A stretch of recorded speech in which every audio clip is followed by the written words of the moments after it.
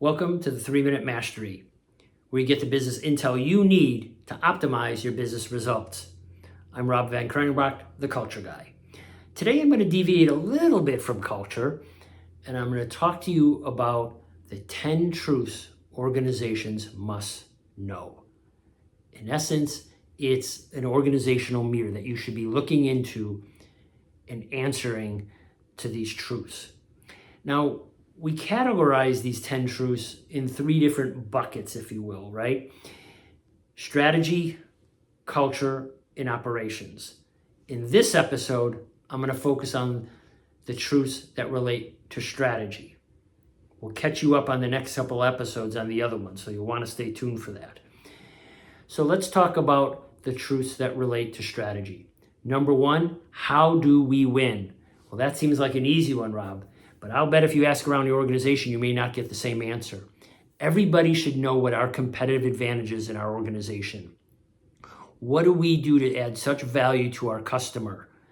How do we win? In other words, what do we do really, really well, and are we still doing it at that level?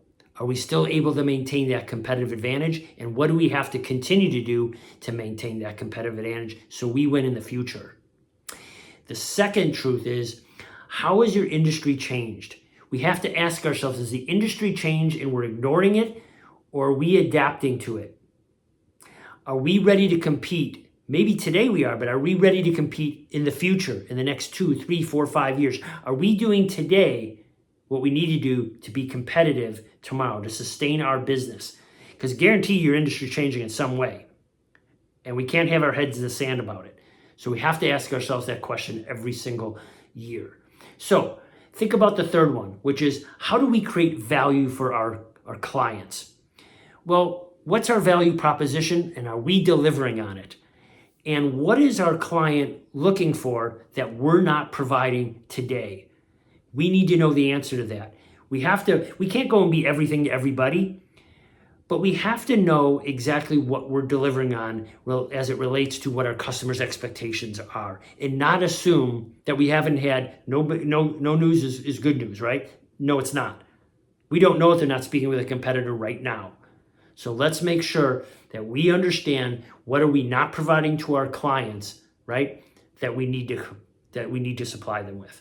The fourth truth is, our company goals aligned to the functional level of the organization. What I mean by the functional level is those closest to the work.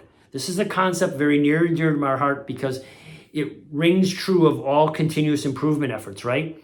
That the people closest to the work can add value, right? And they have input, that they have their own intel that's critical for leaders to understand and to tap into, right? To really maximize your human capital.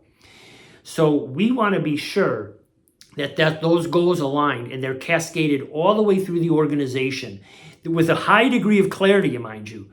And if we have to change and pivot, and we may have to at some point, then be very clear about sunsetting the old goals and reinforcing the new goals and making sure they're understood, not just told to. And then the fifth one I'm going to leave you with today is, do we create the capacity to achieve those goals? Because you can put all kinds of goals on Rob you want, and I might even have the talent to do it, but I have the capacity along with all the other duties I have, or do we have to offset some of those duties, or at the very least reprioritize for Rob what exactly are the high value responsibilities that we expect out of him this year so we can achieve our strategic goals? These are 5 of the 10 truths that I shared with you today, and in the next episode I'll share the truths about culture. So stay tuned, and as always I'm going to ask you, is your culture working for you?